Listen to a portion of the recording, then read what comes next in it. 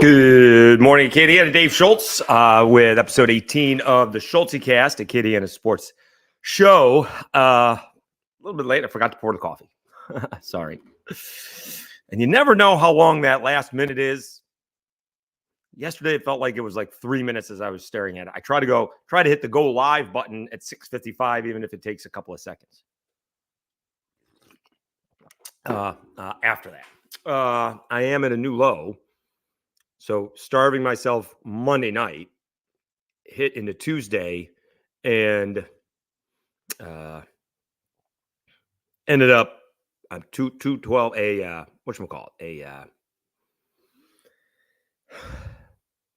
new 2024 low at 212 and a half. So that's pretty good. 17 and a half pounds. That's pretty good. All right. Lots to talk about today. There we go. Get a couple people in there. Pelicans lose. Chris Canty, unsportsmanlike, thought they were going to win if Zion doesn't get hurt. Of course he does. Although I'm not sure what it was that he hurt himself with. Cajun softball lost to LSU. LSU baseball won. Struggled a little bit, but they won eventually. Let me see what the final score was. I didn't even see what the final score was. 6-3. And Cajuns baseball, the bats came around. So that was really good to see. Some of these numbers are, let me see if I still have it here. Oh, it disappeared. So Southeastern uses a different, let me see if I got it on Twitter. Southeastern uses a different website for that. I probably have it here. The Cajuns bats really did come alive last night. 15-8 the score. Moody did not have the best of all nights. So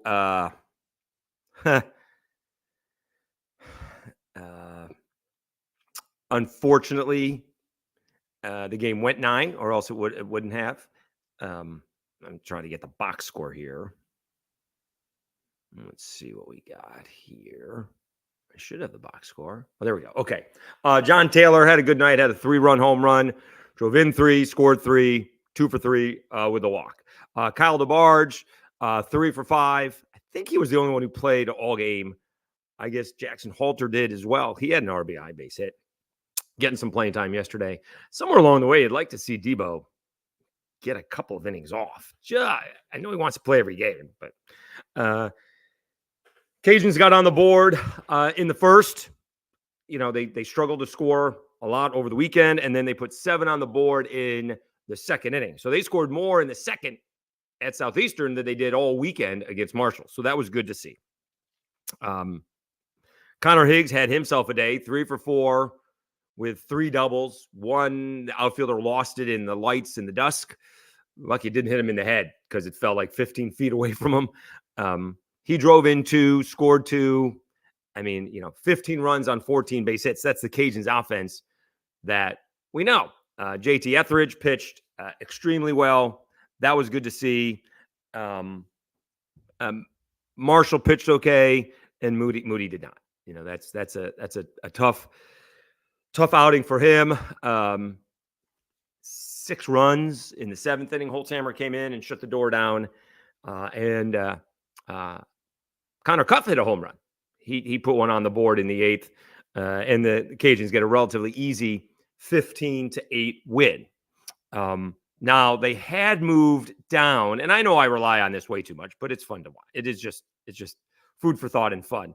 The Cajuns, let's see, the Cajuns had actually moved down to 57 during the day. They were at 55 and they hadn't done anything. Maybe other teams had won or lost on Monday and other teams won or lost on Tuesday, but they were 57 during the game. They moved up to 53. I don't think that was about them winning on the road at Southeastern. Maybe it did. But not only did Coastal beat UNC, which has no effect on the Cajuns right now, I don't think, other than 2 teams removed, but Old Dominion beats Virginia, and that was huge. Old Dominion was at 58. They went to 50. Virginia were they a top 10 team? Virginia dropped 4 spots. So they were 9. They were a top 10 RPI team. So those RPI numbers mean something. Your strength of schedule changes and all things are considered when that's the case. So the Cajuns actually moved up. Maybe the win on the road. We were talking about that. I talked to my guy Glavin at Northeastern, and they went up like 20 spots. And he's like, yeah, you get wins on the road. Those are more important than wins at home. So that's always my question is a loss on the road, like the Coastal, more important than a win at home against like ULM or Marshall. I guess we'll find out this weekend. So JT, we'll see. Blake McGehee is going to go tonight back at home. And so Cajuns have won now 20 of 21. And it's just good to see the bats rolling. I will say, it appeared let me see. The starter for Southeastern, Kinsler, and had a lofty RPI, right? It wasn't much of a surprise that the Cajuns hit him and then hit the next guy and then hit the next guy. Oh, by the way, we forgot Trey LaFleur. Trey LaFleur had himself a night. Trey LaFleur did not start, and he yet ended up going 2 for 4 with 5 runs batted in and 3 runs scored. Stay hot. He had a double and a 3-run home run, and he didn't even start the game. It was an interesting lineup. I guess Taylor did come out of the game eventually, but it was Taylor, Mandino, DeBarge, nothing spectacular there. Pastore and Amity, nothing spectacular there. Higgs, Uhas. Now, Alexander didn't start. Kind of interesting about that one because Uhas is a right-hander, and Southeastern was starting a right-hander, Alexander the left-hander. Halter started, and Wargo started. I guess that's just to give Torres a day off in the middle of the week. Maybe he's going to play tonight. But Wargo swung a good bat on Sunday and went 0 for 4 with a run scored last night. So you want to give the kid a chance because, when called upon, he's played well. And the Cajuns are probably going to go into Coastal Carolina, who also sprouted up in the RPI. I'm going to guess winners of 21 of 22. I mean, that's outrageous. That's outrageous, right? For all my, I guess, lack of better term, bitching about the RPI, the Cajuns were 9-8. And now they're 29-9. I'm not sure anybody saw that coming. I mean, could anybody have saw that coming? I know the competition hasn't been great. That doesn't matter. That's not the way baseball is. Unreal, that they've gone from 9-8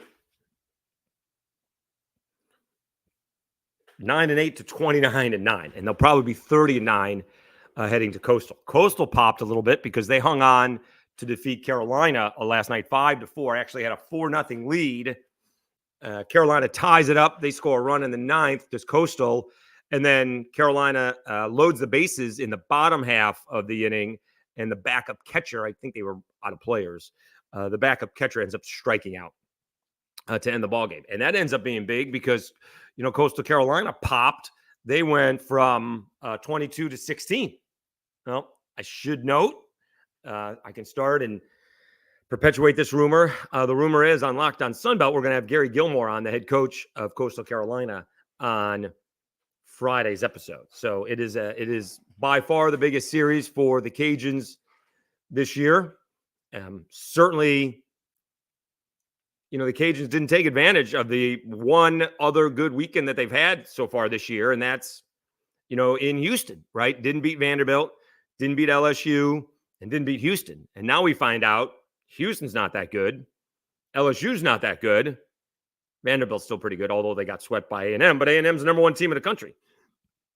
Vandy took 2 out of 3 from LSU. So I'm sure, obviously, those were first 2 weekends, and they hadn't played great, right? They Wright State and Rice. I don't know what order that is. Let me see. I could have that order wrong.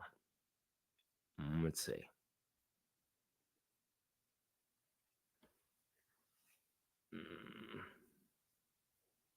Yeah, I mean, they played Wright State and Rice, and they still weren't great. What were they at that point in time? 1, 2, 3, 4, 5, 5-3.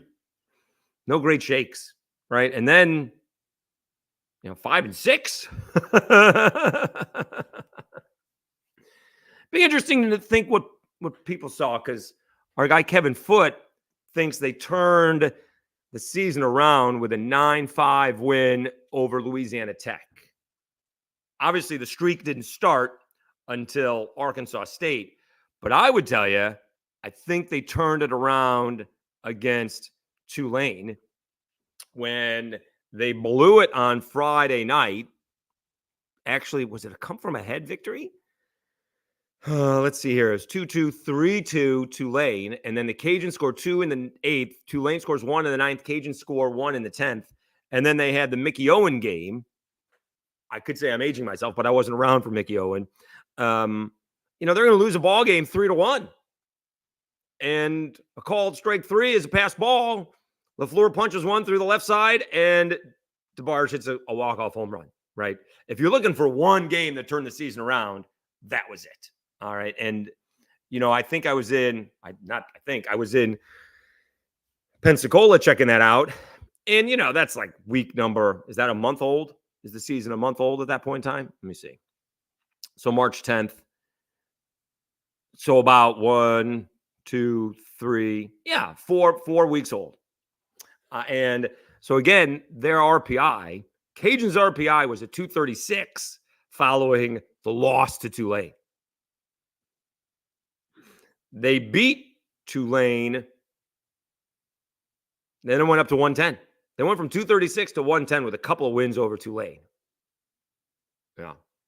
And they've been moving up ever since. Now they've stopped the upward movement because of playing Marshall and ULM at home. Now they're going on the road to Coastal. And this is what we're gonna find this out. This is the classic again. Coastal leads the league in hitting. Cajuns are third. But the Cajuns lead the league in pitching, and not by a little bit, by at least a run. Although last night's effort isn't going to help that.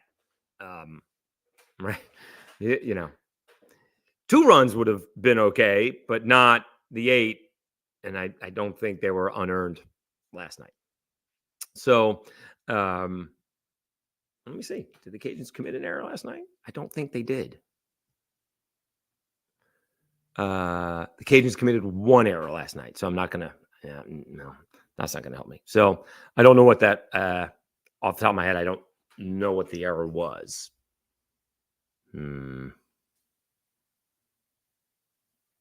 Off the top of my head. No, I don't remember. We're watching Cajuns, which went off at the end, right? I had Pelicans on, softball was already done. There was a race to see which game was going to end first, the Cajun softball game against LSU or the Cajuns baseball game, because when the Cajuns got that big lead, it's they're going to get to the bottom of the 7th. And the question is, can, the Cajuns push LSU to the bottom of the 7th? And Cajuns couldn't. And then the Cajuns gave up 6 runs in the bottom of the 7th, baseball-wise. So I don't remember what the error was. But I presume the Bats will be alive here tonight. I could say they sort of walked through it a little bit, but I'm not sure that they did. Right? Because guys were I'd say in and out of the lineup, but they were in the lineup and then they were out of the lineup. And so you can't really,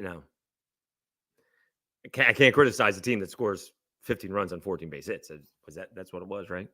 Tough to criticize that, regardless of what the pitching is.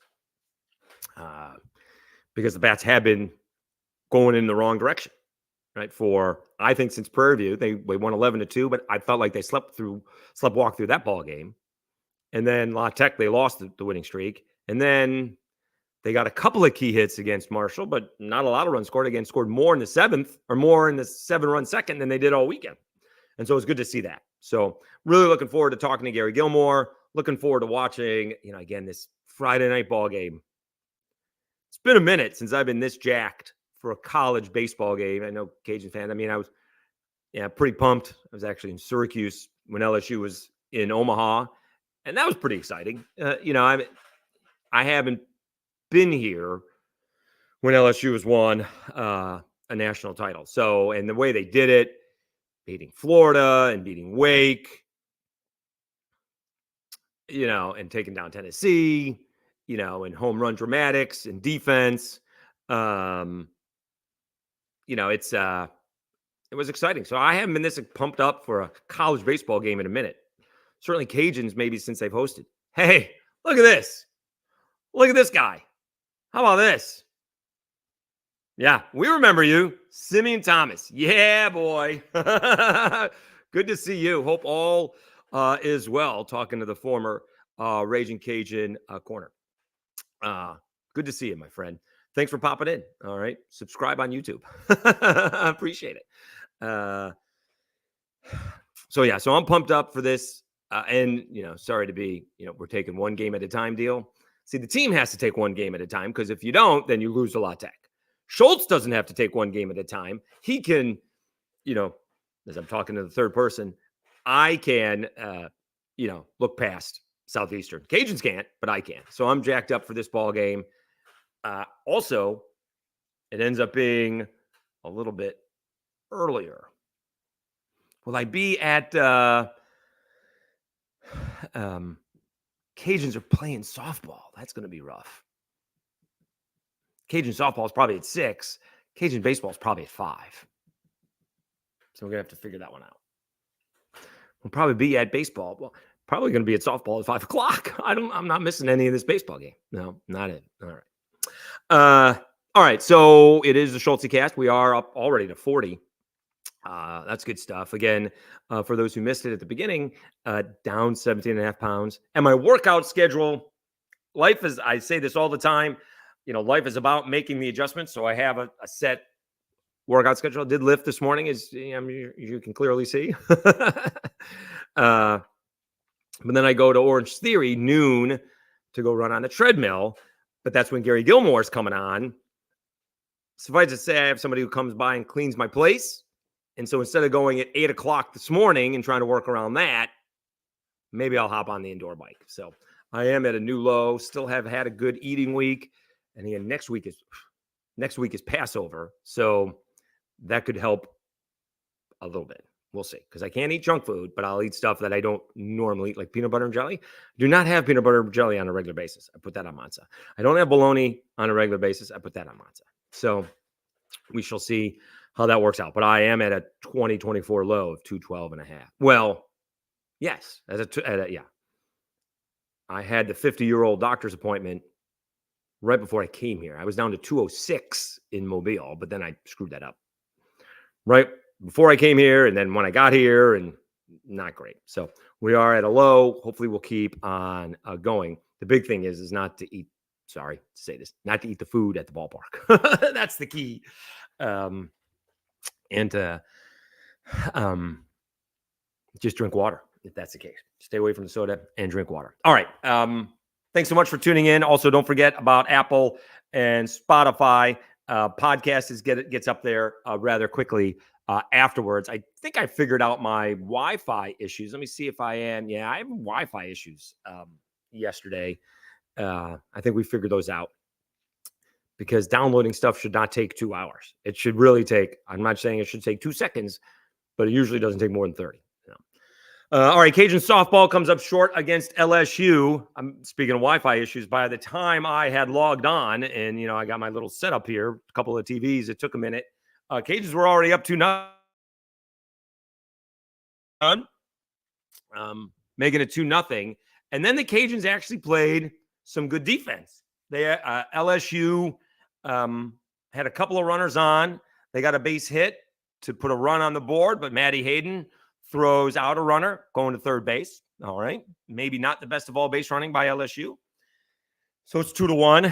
LSU has runners on at second and third, and I don't think anybody out. And Alexa Langeliers throws out a runner at home. They end up scoring 1 run. Langeliers makes a spectacular diving play to get a force out at second to save a hit, and they didn't allow another base runner after that. So it's a 2-2 ball game. Cajuns bats went quiet. They had an opportunity in the 6th, and I think, unfortunately, Elistad had a rough a night because, again, it's not getting the big base hit all the time. It's scratching across runs when you do, when you have those opportunities. So in the third inning, the Cajuns have a shot. 2 outs, nobody on. Langoliers singled, and Sam Rowe hit by a pitch. Elistad grounded out to second. So instead of scratching across a run, making it 3-2, you're out of the inning. Then you get to the 6th, and a little bit of bad luck, but I don't think it matters. Langoliers got on with an infield hit, and then Rowe popped out to right, but the right fielder dropped the ball. It was ruled fair, and she's able to throw out. Langoliers going to second base. So it still would have been 1 on and 1 out, all right? But Elistad walked. Valdez check swing on what may have been ball 4, grounds out, and Vasquez struck out. So it's a big difference if it's 4-3 and you need 1 run to tie it up and 2 to take the lead instead of 4-2, right? And then I don't think they had – actually, Maddie Hayden got on. Maya Davis got on with a base hit, and she just the third baseman for LSU couldn't play it any better, right? It was a high chopper, and she charged it, threw all in one motion, and Davis still beat it out. Hayden reached on a fielder's choice, and Crater grounded out. So they had chances in the 3rd, 6th, and 7th and came up short. Good, LSU's good. Cajuns are good. Now, LSU is playing baseball, and so they beat New Orleans 6-3. Wasn't the best of all crowds. I'm not sure LSU softball draws as well as I think. I would think, and we may be going up against Cajuns baseball. Let's see. Next week, let's see here. They do play. Oh, see, they don't. Cajuns baseball plays Houston Christian on Wednesday, so that's good news. The softball team is playing LSU on Tuesday, so that's good news. Also, you want to hear this one. You want to talk about who gets priority and who doesn't. So we have spring football press conferences with Mike Desimo on Tuesday, and then we get players. And then it's an assistant coach and players on Thursday. With the Cajun softball team in Baton Rouge on Tuesday, guess what? Now we're moving it to Thursday because so much of the Cajuns media is in Baton Rouge covering the softball. When we say Cajuns media, we're talking Kevin Foote. Don't make any mistake about it. Because generally speaking, it's me, Foote, and maybe one other person. Because, they can't come at 6 o'clock because they're doing news. Not convenient for the news people to have a 6 o'clock press conference. So basically, because Kevin Foote was in Baton Rouge, there is no media availability. Also, pay attention. We'll see what happens next week, right? I mean, you got LSU and the Cajuns at home at 6 o'clock. I bet you that's moved because of that ballgame. At least this one, I didn't. It'll be me as well. I will say that the Cajuns did offer, and I was like, no, I'll sit here and watch baseball and softball. So tongue-in-cheek joking, but they did move it. We got an email because most of, the local media was in Baton Rouge. Not most of the local media, specifically Kevin Foote. So I found that funny. All right. We're rolling along on a Wednesday. Again, Schultzycast, please subscribe on YouTube. Locked on Sunbelt, we will have Gary Gilmore on. We will have. I'm going to start the rumor and perpetuate the rumor that we will have Gary Gilmore on, the head coach of Coastal Carolina, on Friday's episode to preview the series. Again, really jacked up about this. Really jacked up about this ball game. It's going to be a fantastic ball game that should get some national exposure, especially if it's a good game. Right? I presume it will be. I presume the Cajuns will give up a couple of runs. I presume they'll score a couple of runs. I don't expect a run rule, right? Either way, I'm really interested to see, Andrew Herman and Langevin going up against Coastal Carolina. I'm really interested in seeing that Because, again, if you get that Friday night win, now you have a chance at winning the series. And, Morgan's coming off a one-hit shutout. Fluno's coming off basically a no-hitter. Whew. It's a real good opportunity. You want to see someone shoot up the RPI, go in there and A, win the series or B, sweep. Now that's getting cocky. I'm just really concentrating on Friday night. Go win Friday. Wouldn't be surprised if you pop 10 spots at that point in time if you're taking down the number 16 team in their ballpark. So that's a big opportunity for the Cajuns. All right. Meanwhile, Pelicans come up short. I didn't really, wasn't really watching until after the baseball game. And so New Orleans was actually leading after one, 34-26. But then the Lakers had a big second quarter, and actually the Pelicans made a little run at the end of the second quarter. Let's see here. Pelicans are down 14 points in the second quarter, and they got it down to 10. They made a little bit of a run at the end of the quarter, all right? And then they were down, I think, 18 in the second half. And heading into the third, let's see what it was. Heading into the third, it's 83-76. Like a 7-point ball game. You're right in it. And Zion played the entire third quarter. AD and LeBron can't stop him. And then he gets hurt with 3 minutes left to go. I mean, poor guy, right? I could do something about not being in shape. It is interesting. We got a month ago, he lost 25 pounds. He hadn't lost anything since. So, I mean, he played probably his best game on the biggest stage he's been in, and he can't finish. Again, referring back to Chris Canty, he thinks that the Lakers would have lost if Zion had continued to play. Brandon Ingram didn't play very well, and neither did CJ. And I got my guy. I did copy it. I don't know why he bailed on the conversation. Dave Smith is, national media guy, and he wondered why Brandon Ingram was on the bench, which everybody kind of is, but it's only his second game back, and it's not like he was lights out. He's 4-12 with 4 rebounds in about 25 minutes. Nance had basically the same amount of points, grabbing 12 rebounds. I'm not sure what Brandon Ingram maybe would have done differently. The big killer was, and let me see when I can see it, Alvarado had a tough turnover. Let me see when that was. I got a feeling that was in the fourth quarter late. Let me see. Because they got a steal, and let's see here. With a minute and a half left, that was their shot. All right.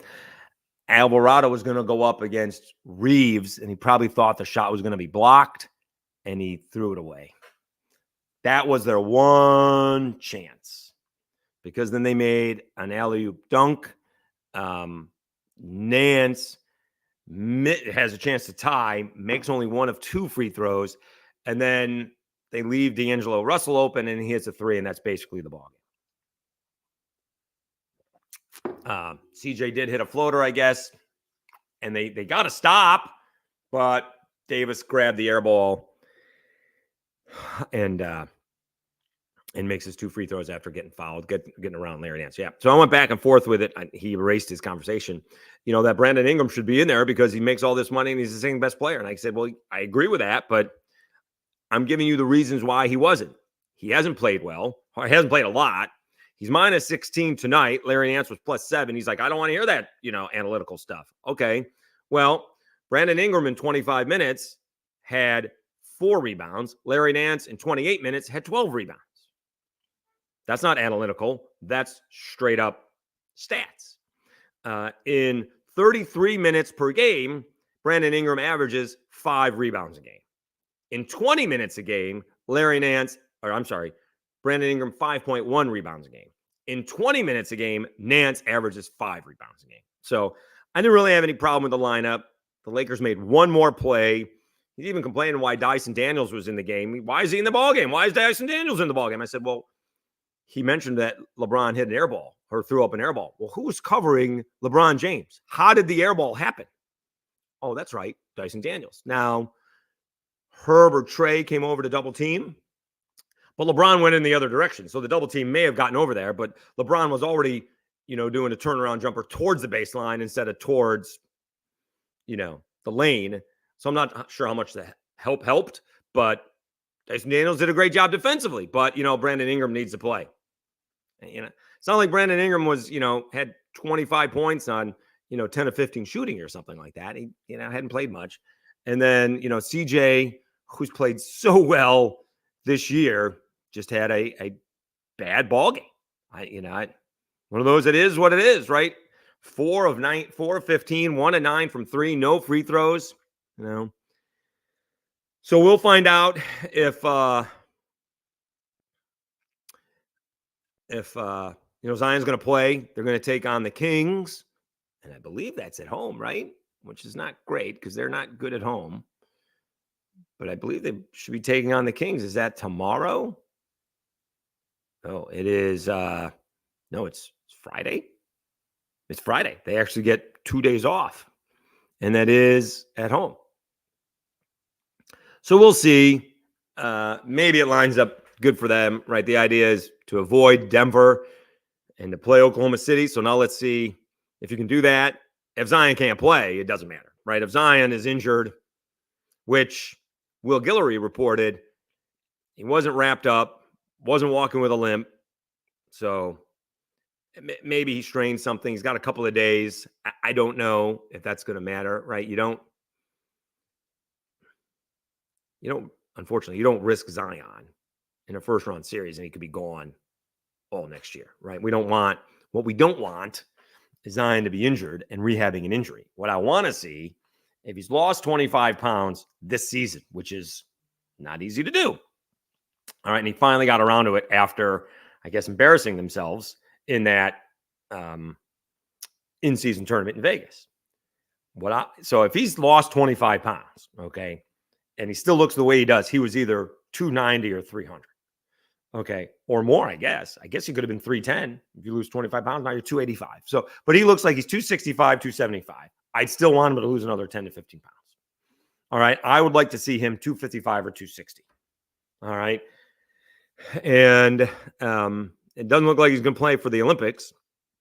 So he's really got a shot he can take some time off, but, say he is healthy and, they play a first round series and he's done by the end of April, May 1st. So take a couple weeks off and then you got, middle of June, middle of July, middle of August, middle of September, 4 months to get in the best shape of your life. Well, let's see. Because that's the only thing I was disappointed about. If he doesn't care about being in shape, why would I care? And again, we'll find out. It was a left leg injury, Willie Green said, but it wasn't that bad if he wasn't walking out with a wrap or a limp or anything like that. Not sure how would you describe the way Williamson walks?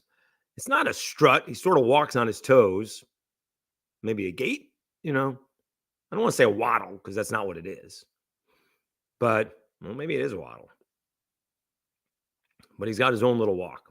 So the Pelicans end up losing. So maybe they'll beat the Kings. They match up well with the Kings, but that all matters is if Zion is healthy and CJ plays well, right? I mean, not even blaming Brandon Ingram. I mean, if CJ hits a couple more threes, they win the game.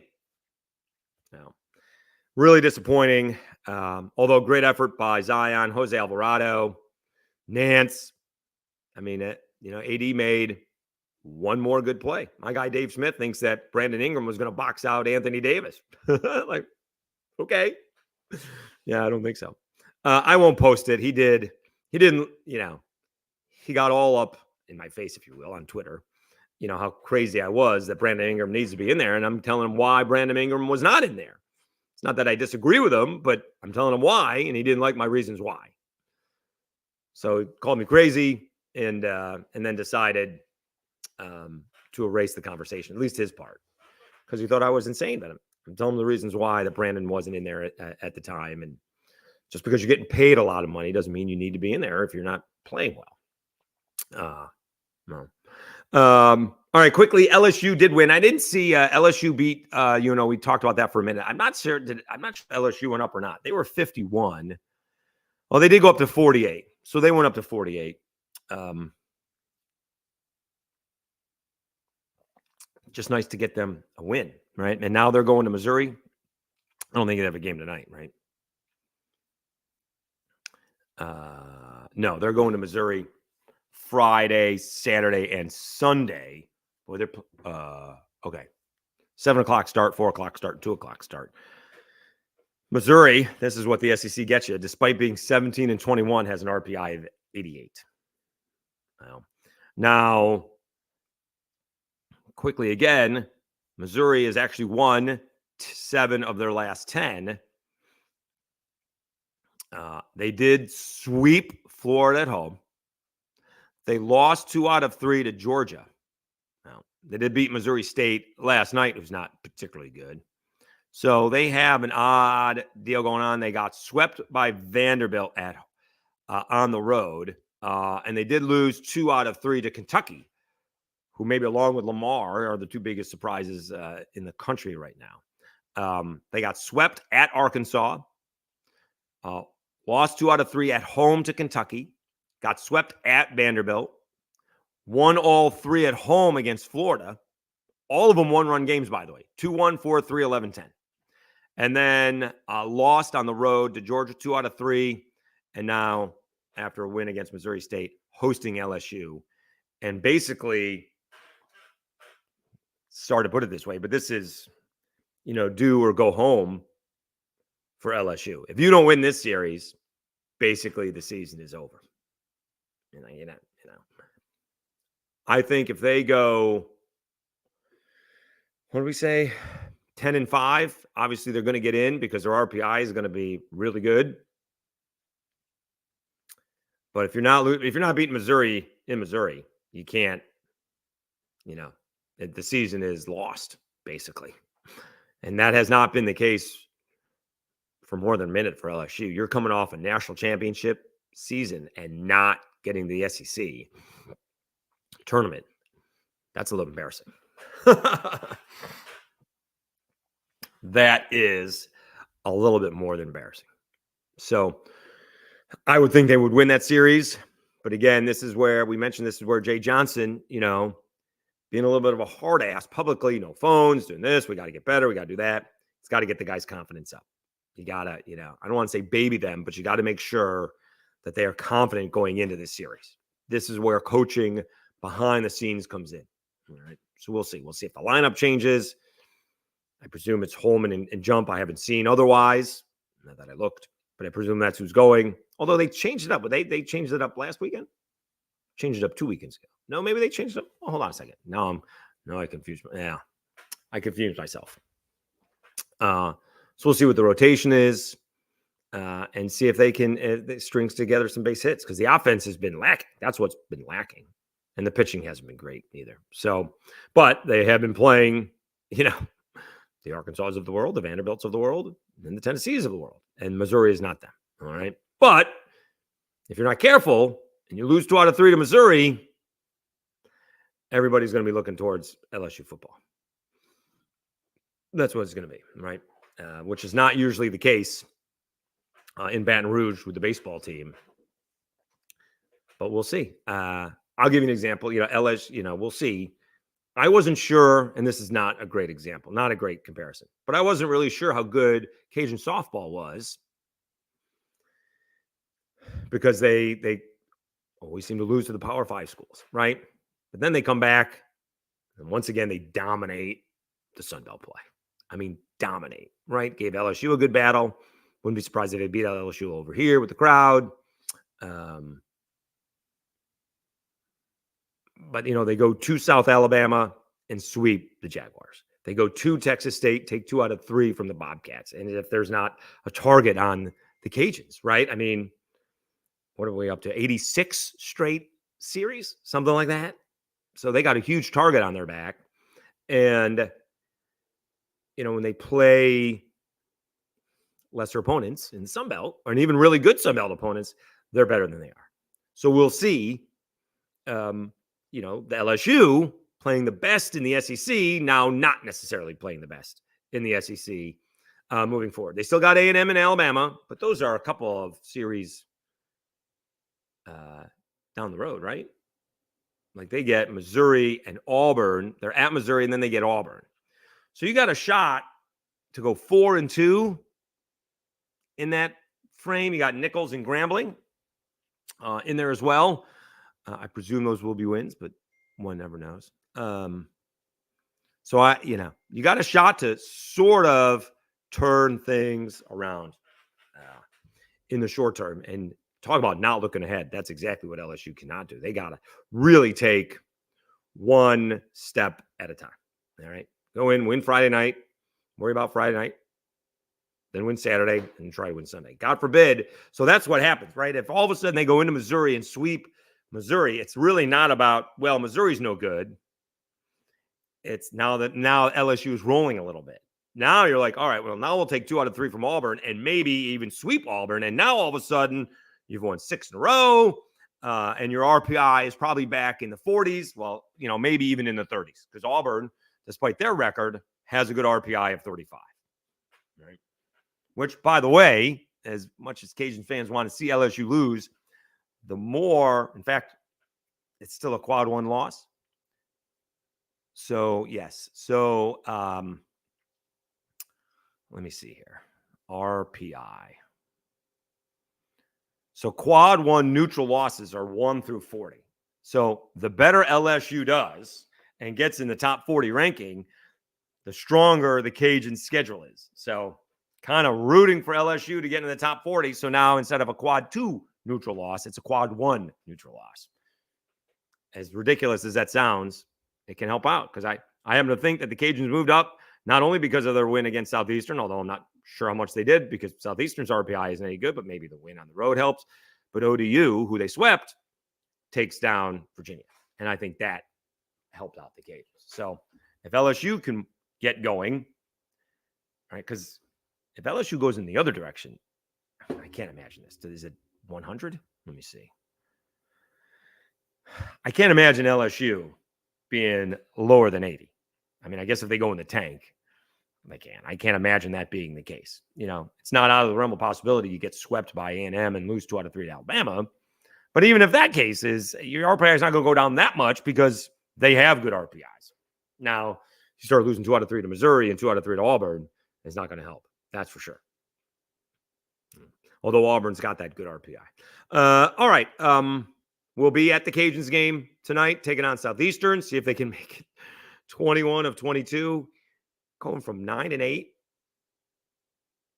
to, well, they were 5-6, to go from 9-8 to 30-9. Again, I can look ahead. They better not. I can look ahead because I am jacked up for this Friday night game against Coastal Carolina, right? Cajun softball taking on Southern Miss, so we'll go just to go. Sadly enough, I don't have anything better to do, but that Cajuns baseball game is going to be a lot of fun. We will be watching that and concentrating on that. And it's not quite as easy as you think, trying to, keep up a thread and keep the game straight on Twitter. Is that where you need whatever it was? I wasn't Tweetbox, whatever it was, the thing where you can do different things at different, I don't know, whatever that was. We don't have anymore. All right. Thanks so much for tuning in. We'll see if we get on the bike. It's not the worst thing in the world that I take a day off. I usually go 6 days a week at Orange Theory. That's why we get down to 212.5. But we'll see if I, after the Gary Gilmore, we're recording Gary, coach of Coastal Carolina, today for Friday's episode of Locked On Sunbelt. So we'll see if we take a snooze after that or hop on the bike. Wouldn't be the worst idea to do the interview, then hop on the bike and then take a snooze. Or you could do it the other way. Do the interview, snooze, and then hop on the bike and, get ready for the Cajuns game. All right. Again, thanks so much for tuning in. It is growing. I mean, we're already up to 60 viewers. Please subscribe on YouTube. I'm not getting any views on YouTube. I don't know why that is. It's probably a me problem. because we have plenty of people watching over here. So do appreciate it. Thank you so much. Love the comments, when you want to get in. And great seeing Simeon Thomas popping up early on a Wednesday morning, former Raging Cajuns Corner. All right. We'll be back again on Thursday. Thanks for tuning in to the Schultzycast Acadiana Sports Show. Have a great Wednesday, everybody.